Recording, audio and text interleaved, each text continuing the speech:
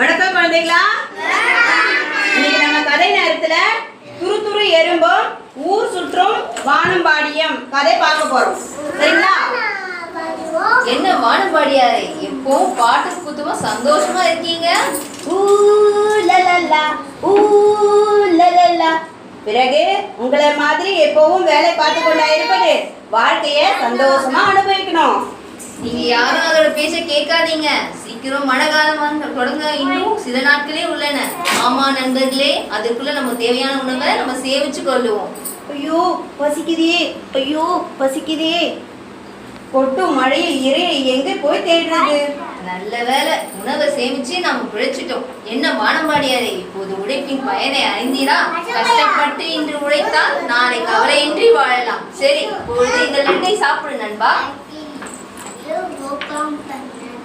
நன்றி நண்பா. உழைப்பின்